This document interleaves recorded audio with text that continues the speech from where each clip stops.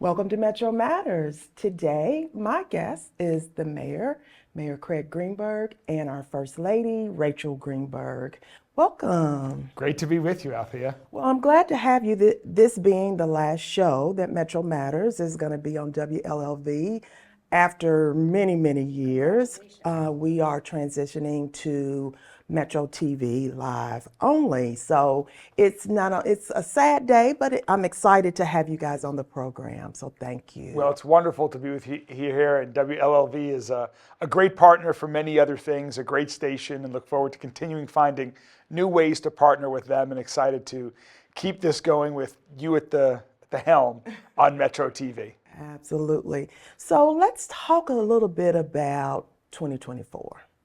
What a And year. yeah, what a year. So, just talk a little bit about what you see, what you wanted to see that may not have happened or happened. Let's just talk, kind of wrap things up. Well, 2024 has been an incredibly busy year, and I'm really proud of where we are as a city. I'm really excited about the accomplishments that we've had. I'm really looking forward to the future as well, because right now I would sum up 2024 in a couple of words of positive momentum. We have wonderful positive momentum that is going on all across the city, from west to east, south to north, downtown, from PRP to Portland to Prospect. There are great things happening in every corner of our city. And we have had great plans. I'm coming up on ending the second year of being mayor. And we have all of our plans most of our plans in place, I should say. But we've really been taking action and turning them into results in areas of public safety, building more housing and focus on affordable housing, addressing our homeless crisis, creating new jobs, revitalizing downtown. We are literally transforming our parks and our library system right in front of people's eyes. And we're also putting a new emphasis on early childhood education, while at the same time hosting record-breaking events for the world to visit us here in Louisville or see us happening. So all of those things have happened in 2024, and I believe it's only going to grow and get better in 2025. And that would be amazing because we did so much in 2024. You kind of alluded to some of the priorities, your public safety, affordable housing. So let's kind of drill into that. So with our public safety announcing of our new chief, That's right. Chief Paul Humphrey, and That was certainly, having Chief Humphrey leading LMPD is without a doubt one of the highlights in the area of public safety for our city.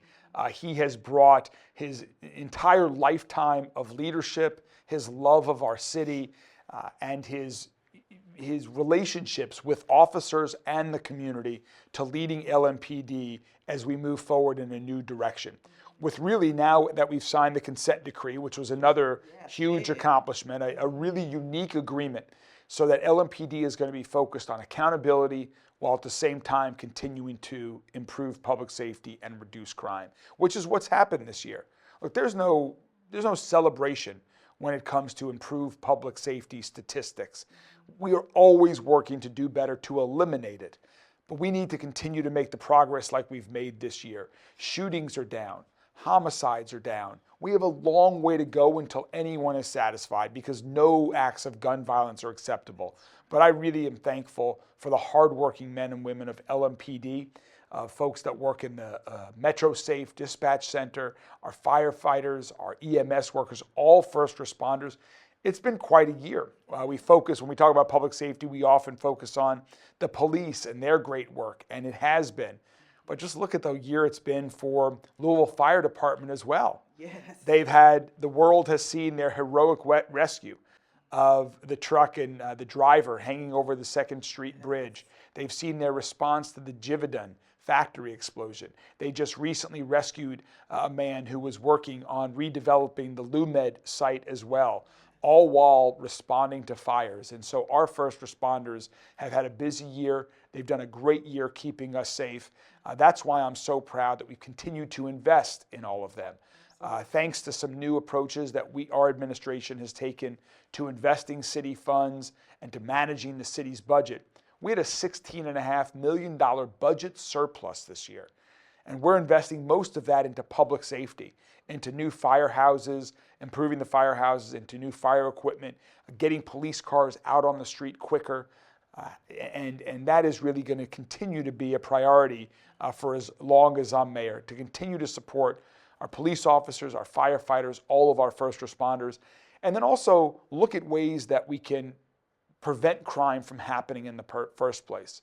And that's where so many of our other initiatives come in, is working to prevent crime, working with other nonprofit organizations, community leaders, houses of worship, building our parks and our libraries. All of that helps prevent crime from happening in the first place. Talk a little bit about the deflection program, because all of that rolls into what you're talking about. Absolutely. So when I became mayor 2 years ago, the city had started a pilot program, and what we called the deflection program. You know, there are many people, about 10% of the calls that we get for 911 are people that are not experiencing a violent crime crisis, but it's really another type of crisis. It might be a mental health crisis or some other personal crisis that historically police were the first responders to, but that might not be, they might not be perfectly trained in that area if you're having a mental health crisis.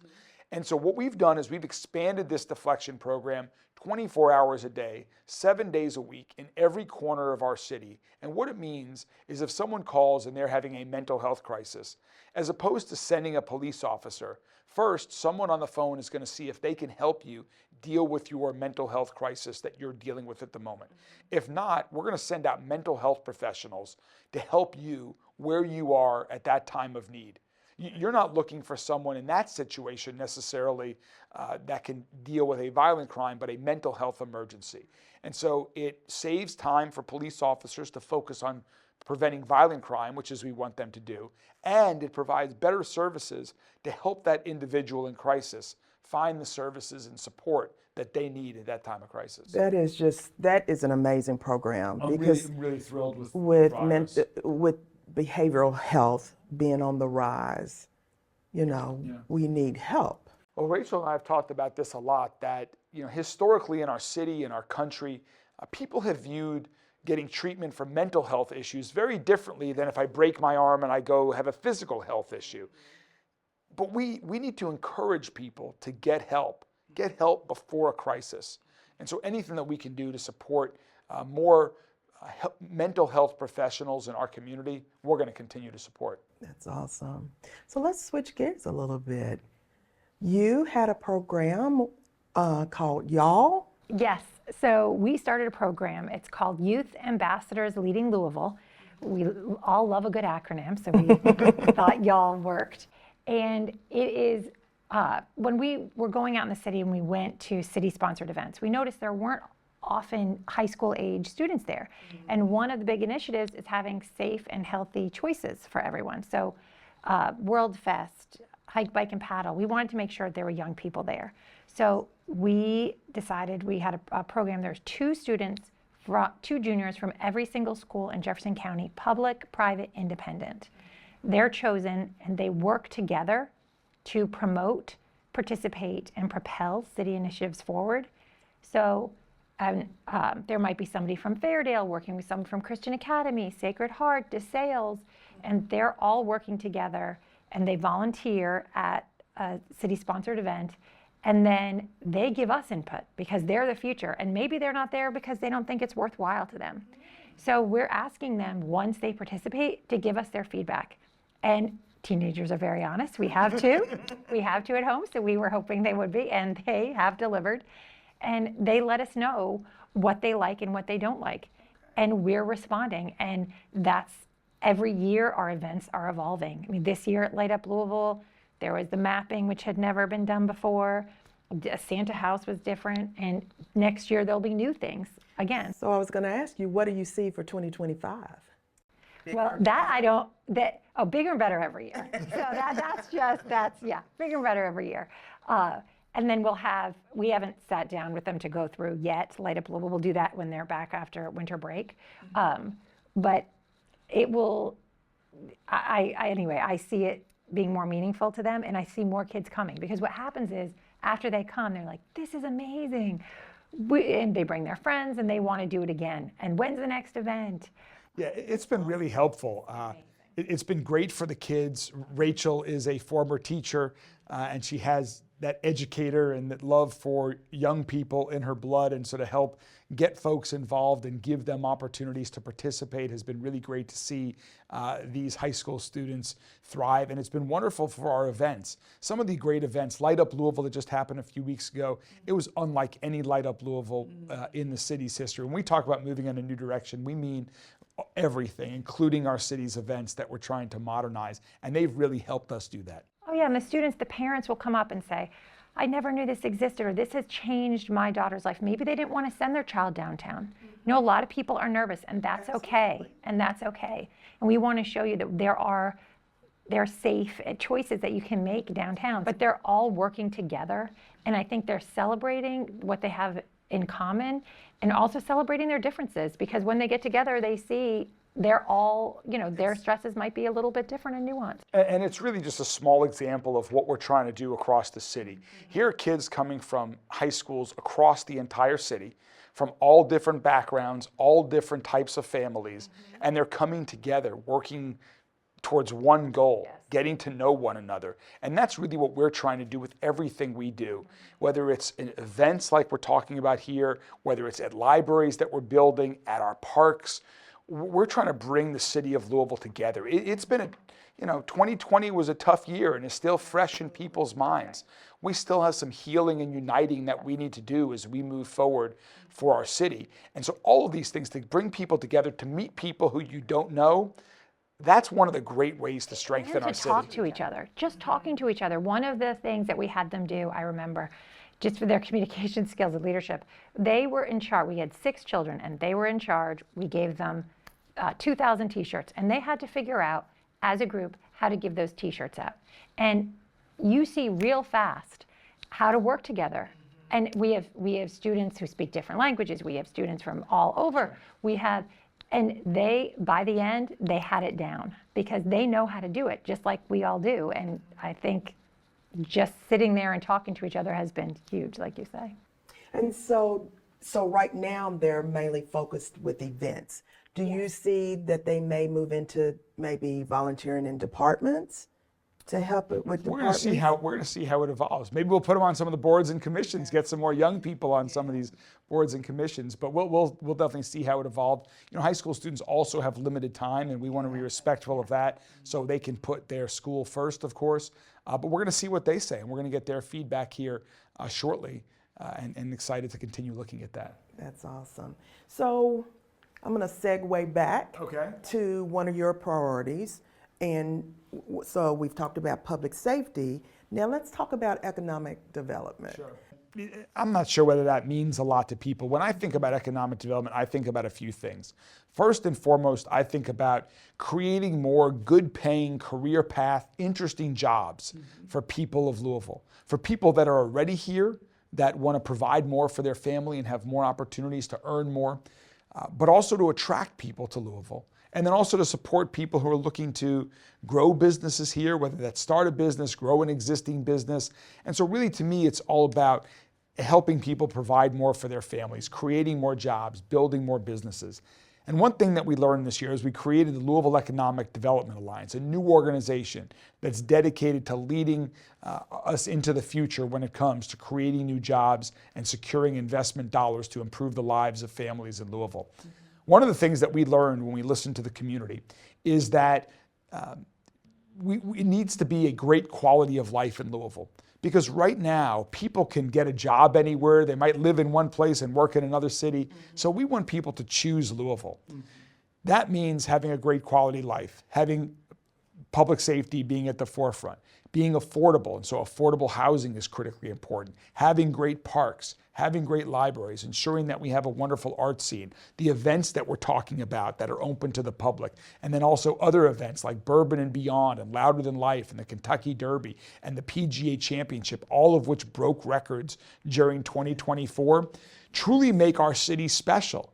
It's not just another Nashville, or it's not just a smaller version of Nashville, or it's like Indianapolis. No, we're Louisville. We're our own unique city. And so to me, we want to embrace our authenticity. And we want to continue to make Louisville the best version of itself to continue to grow here. And part of that for us is revitalizing downtown. And we've made tremendous strides since 2020 in the last 2 years here in downtown. And some of the new projects that we just announced recently, a new community that's going to be built, residential, hotel, new restaurants, right next to Louisville Slugger on the parking lot. We've got a lot of other projects that are in the work. We've added new street lighting so that people feel safe when they're downtown. We've added this great new colorful LED under the overpasses. It used to be that the underpasses were a barrier, a physical barrier. There were people living outdoors in those areas. Those days are behind us. We now want our underpasses to be areas that connect neighborhoods together as opposed to dividing us apart. Absolutely. Well, let's take a brief break.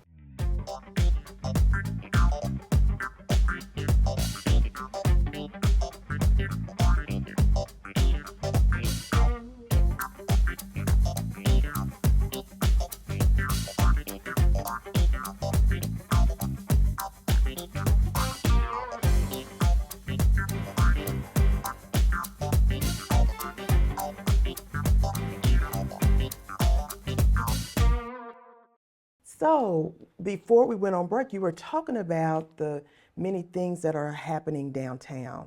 So, did we finish that, or was there? Oh, no, there's a lot more to go, Althea. But one thing I will just focus on that I'm really excited about the transformation is the transformation of the Belvedere. 2024 was the 50th anniversary of the Belvedere. It's been a great gathering space for people across Louisville for 50 years, bringing people together, overlooking the historic falls of the Ohio, the Ohio River right there in the heart of our city. But honestly, it's seen better days. And now it's mostly busy for Thunder Over Louisville weekend, for World Fest. But other than that, it's mostly concrete. It's hot, or it's on a day like today, it's rainy. It's also crumbling, and it's crumbling over the garage, over the interstate. It's in need of a new life. And so we've embarked on a new plan to transform and revitalize the Belvedere, to create a world-class destination that's going to bring people together from across the city. It's going to connect the eastern part of Waterfront Park to the western part, connect east and west in our city, literally and figuratively, and also attract visitors from around the world, just like Millennium Park does in Chicago or other great outdoor destinations. And so we've hired a wonderful designer, Heatherwick Studios. They're working with a local team here, and we're really excited. In January, we're going to have 3 community stakeholder meetings where we're inviting the public to come join us. We're going to post all those dates right after the first of the year and invite the community to give us their feedback on what they're looking for, what they, from a recreation perspective, from a commercial perspective, what would bring them back downtown? What would they like to see at the Belvedere? And the design is going to be unlike anything anyone in Louisville ever seen. So I'm really excited about it. And thanks to the state, one of our great areas of successes this year was working better with the state of Kentucky. And they've invested $100 million in downtown Louisville. And one of those projects that they're funding is the Belvedere. That is so exciting because, again, that Belvedere really needs, it's tired and old. So I'm excited about that. So we've talked about public safety. We've talked about economic development. Let's talk about education. Let's talk about the Thrive by 5 initiative. So education is critically important. Rachel and I both come from families of educators. Her mom spent her career as a teacher. My parents both started their careers as public school teachers, and that's where my mom spent her entire life. We've always valued education for our kids. We've seen the power of education. And we also know that the research is very clear. When kids start their education early, they have a head start in life. They have a step ahead. If the first time a kid enters a JCPS classroom is on first day of kindergarten, they're already behind. And when kids start education early, they're going to lead healthier lives, they're going to lead more prosperous lives, they're going to earn more money, they're 70% less likely to ever be arrested for committing a crime. The research is very clear. And so even though Louisville Metro government is not the same entity as JCPS, we wanted to get involved to help kids get that early start on their education, while at the same time helping parents avoid that difficult decision of can they afford to get back into the workforce. Because right now, we all know people who are struggling to pay for childcare and keep a job. We don't want people to have to make that difficult decision. We want people to be in the workforce and have their kids get an early start. So we launched this new organization called Thrive by 5 that's working to provide early childhood education for every 3 and 4-year-old in the entire city. It's going to take several years to get there. We've already made great progress. One of the progresses that we made this year is we've announced the launch of 4 Bezos Academies that are going to open next year. And what that is thanks to the generosity of the Bezos Foundation and Bezos Academy, it's going to be free, year-round education for 3 and 4-year-olds, 3 meals a day, year-round, for families in Louisville. This is going to transform those kids' lives. It's going to transform the families' lives. And we want that same opportunity for every Louisville family, every Louisville child. Absolutely.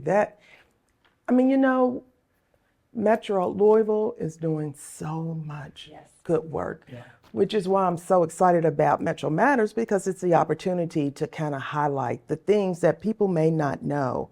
And we are doing really good work. Before, I guess I better move on. Your next priority, affordable housing. Yeah, affordable housing is also incredibly big. To achieve anything in life, you need to have a safe, quality, and affordable house, affordable place to live. And so we really are working with big, ambitious goals to ensure that that's the case for everyone in Louisville. Louisville Metro Housing Authority is undertaking a true transformation and is improving the quality of units. We're going to tear down Dosker Manor next year and rebuild. We're going to improve Avenue Plaza. We're going to rebuild Iroquois Gardens. We're going to get started on Parkway Plaza. We're really, and thanks to the leadership of Elizabeth Strojan, we're going to truly improve the lives of people who live in LMHA units. We're trying to make it easier for people to build housing of all sorts. We need to encourage more development of single-family homes, of apartments, of duplexes, of townhomes. We need every type of housing in every neighborhood in Louisville, not just in other people's neighborhoods, which has too often been the case. So one of the programs we unveiled a couple weeks ago is called the Lien Forgiveness Program, where there are houses, particularly in lower income communities, that have large amounts of code enforcement liens on the property, which means they just sit there and they become an eyesore for the neighborhood. They attract criminal elements. It's dangerous for people that are living there. And so this gives us an opportunity, if we waive the liens that are on the property, to get a new family in there, to create new homeownership opportunities for families and revitalize neighborhoods at the same time. Rachel and I have spent a lot of time going across the city and hearing from people in every part of our community. Having a safe, quality, and affordable home is at the top of people's list. Yeah. Yes, absolutely. Well, you've wrapped up what we've done in the city. Amazing things, amazing initiatives. Do you want to talk a little bit about year in review personally? Sure. Well, let's see. Rachel and I have had a wonderful year. We're now empty nesters, so we have 2 boys in college, and we spend a lot of time serving the city, and we both get a lot of fulfillment out of that as well. I know personally for me, one way that I try to stay mentally and physical healthy is to run. This year I've run over 800 miles. We completed the mini marathon. We did the marathon races. I'm really looking forward to next year as well. I also spent some time meditating, so that has been great. Maybe one of the fun, Rachel and I celebrated 25 years of marriage this year, so that was a big highlight for us. And also maybe one of the most fun things I did this year is to celebrate the 10th anniversary of Louder Than Life. I got to smash a guitar on stage in front of 40,000 people. That was a lot of fun. That was very cool. That was very cool. But it's been a great year. Do you have anything you want to share with us? 25 years of marriage is a lot. It's 5 great. years is a lot. It was, and it's been a fun 25 years. I never know with Craig when he's going to come home. It's either a wrestling team or he's running for mayor. We don't know, but it's been a wonderful 25 years. So it's been really nice. I'm looking forward to 25 more. Run 800? Have you I don't ran run. 800 miles? I don't run. I walk 800 steps. So that, I don't run at all. But I cheer him on. And we have a dog, River, and I try to walk River 3 to 4 times a week. And I see my friends. We meet early in the morning to go walk, and It gives me In our release amazing and- parks. In our amazing parks, exactly. I get a lot of good feedback from Rachel's walks with River. I do.